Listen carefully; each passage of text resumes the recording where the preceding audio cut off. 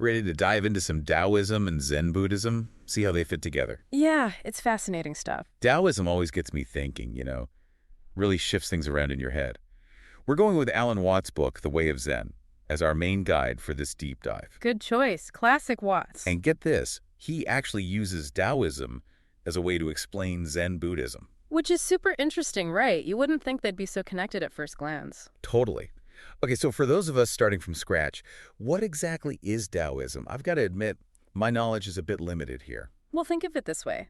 A philosophy that's all about going with the flow, embracing the natural way of things, instead of trying to force everything into a specific mold. That's Taoism in a nutshell. It's about harmony, spontaneity, and living in sync with what they call the Tao. Ah, the Tao. Oh. That word gets thrown around a lot. It can be a little tough to grasp, though. How would you explain it? It always finds the easiest path, flows around obstacles instead of smashing straight into them. That's the Tao in action. It's like the guiding principle of the universe, a force that connects and shapes everything. And here's a key point. We humans, we're not separate from this flow, we're part of it. So instead of trying to bend the world to our will, Taoism says we should try to align ourselves with this natural flow. Exactly. And that leads us to one of the most interesting things about Taoism, its take on morality. You know how we're always told to be good and avoid being bad? Yeah, pretty standard stuff. Well, Taoism questions that whole framework. Wait, so being good is a bad thing, according to Taoism. Now I'm really interested. It's not that black and white. It's not saying things like kindness or generosity are bad in themselves. What it does is question our tendency to get fixated on these ideas as if they're rigid rules, because that can actually cause more problems than it solves. Okay, I think I see where you're going with this. Can you give me an example? My brain's trying to catch up. Sure.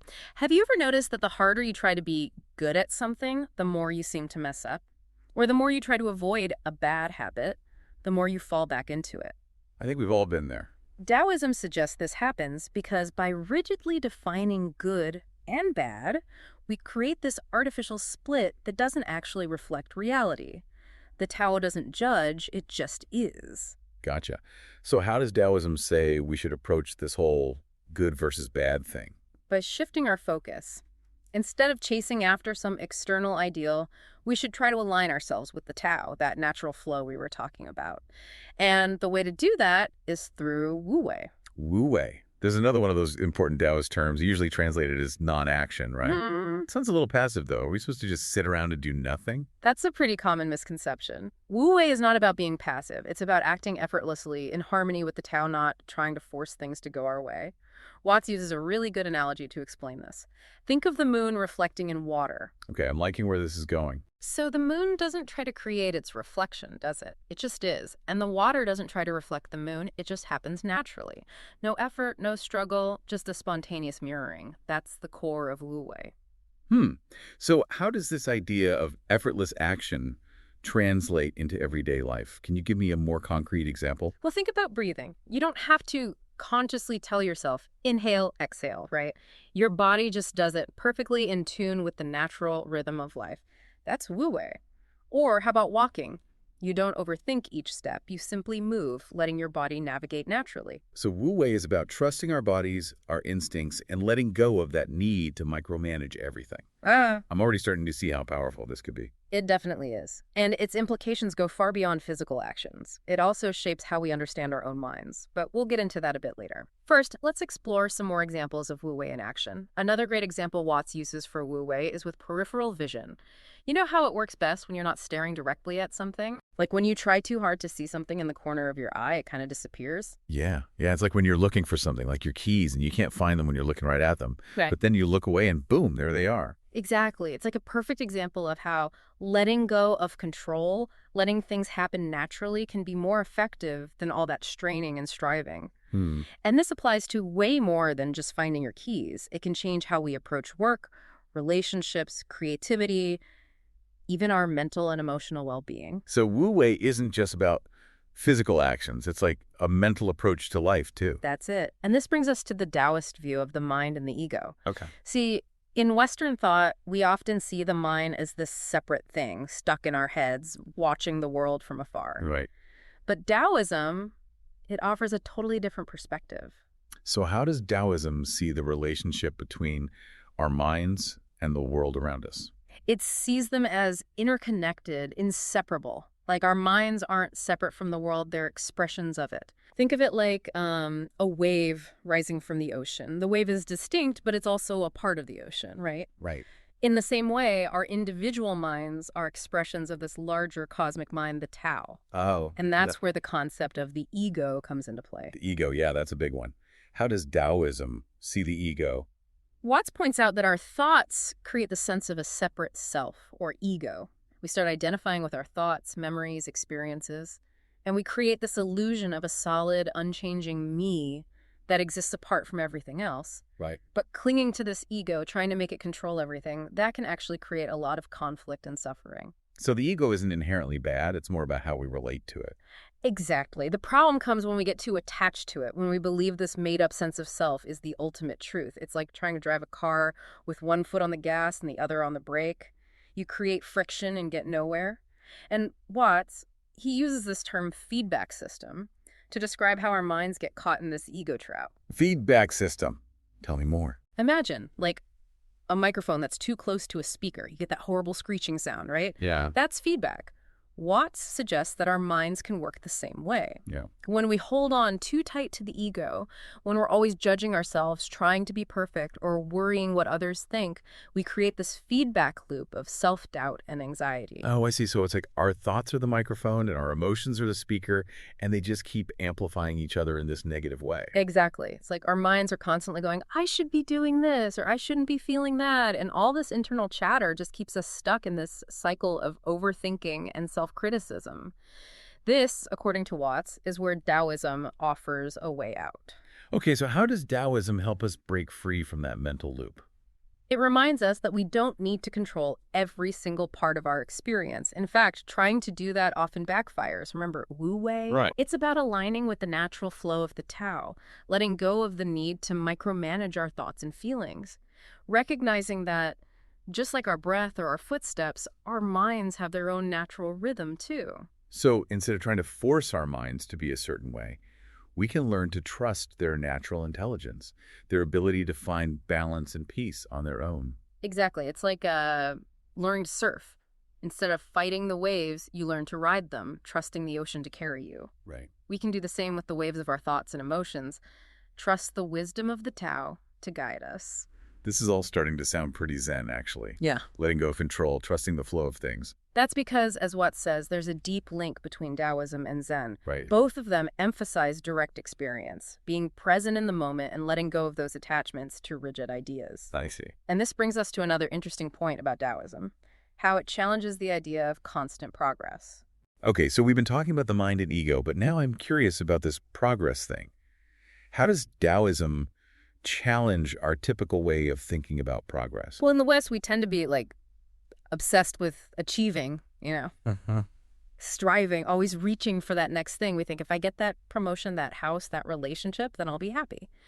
But Taoism, it suggests that all that striving actually stops us from experiencing the richness of, well, right now. It's like we're always chasing after some imaginary carrot, never satisfied with what we have. Watts has a great analogy for this. Okay. He talks about someone sleeping on a hard bed.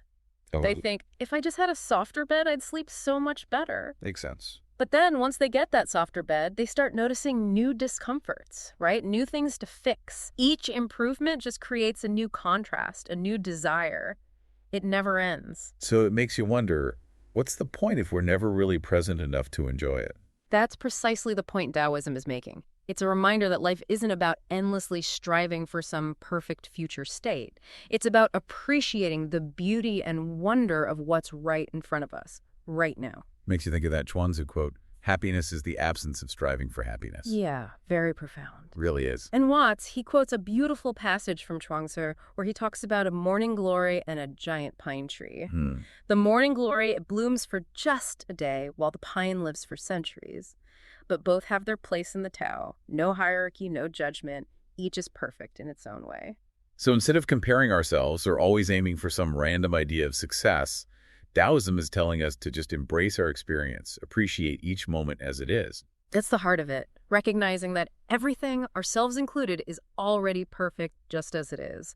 And that includes our so-called flaws and imperfections. They're part of the whole tapestry too, It's starting to click, but I have to say, it's a pretty big shift in thinking from how we're usually taught to see things. Well, that's what makes Taoism so powerful. Hmm. It pushes us to question our assumptions, let go of control, and open ourselves up to a way of being that's both effortless and deeply fulfilling. Right. Remember, all of this is Watt's way of preparing us to understand Zen.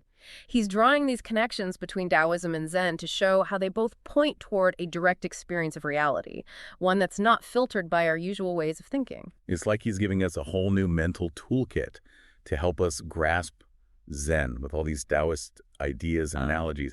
And letting go of attachments, that's a big part of it, right? Absolutely. Taoism and Zen both stress the importance of letting go of the things we cling to, whether it's stuff, ideas about ourselves, even our desires for the future. Okay. This letting go, this surrender to the flow of the Tao, it's crucial for experiencing the freedom and spontaneity that both traditions value so much. So how do we start putting these Taoist principles into practice in our daily lives? It can't just be about, sitting around thinking about the Tao all day. Well, that's where the beauty of Wu Wei comes in. Remember, it's not about passivity, it's about aligning ourselves with the natural flow of the universe. It's about trusting our instincts, acting effortlessly, spontaneously, without forcing things to fit our ideas of how they should be.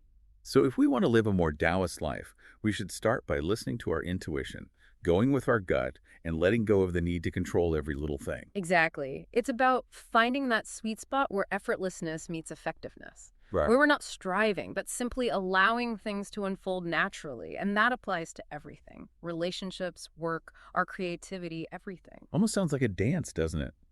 Moving with the rhythm of life, responding to whatever comes up gracefully instead of trying to plan out every step. Beautiful way to put it. And what's exciting is this Taoist perspective. It can inform everything we do. So it's not about being passive or lazy, but finding a more balanced, effortless way of engaging with the world. That's it. Watts even talks about how this applies to creativity. He suggests that true art comes not from forcing our will, but from tapping into that spontaneous creative energy that flows through everything.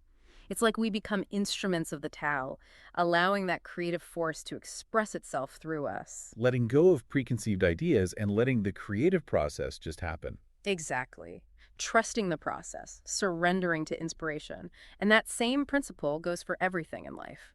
So whether we're artists, musicians, writers, or just trying to handle daily life, Taoism offers this way to step back and let ourselves be guided by something bigger than ourselves. And that's what makes Taoism and Zen so liberating. They challenge us to question what we think we know, let go of that need for control, and open up to a way of being that's effortless and fulfilling. It's like we're being given permission to relax, to be present, to trust that the universe has got us. So as you go about your week, why not try weaving in some of these Taoist principles? See what happens when you loosen the reins a little, act with more spontaneity, less self-consciousness. I like that. Go out and non-act your way through the week.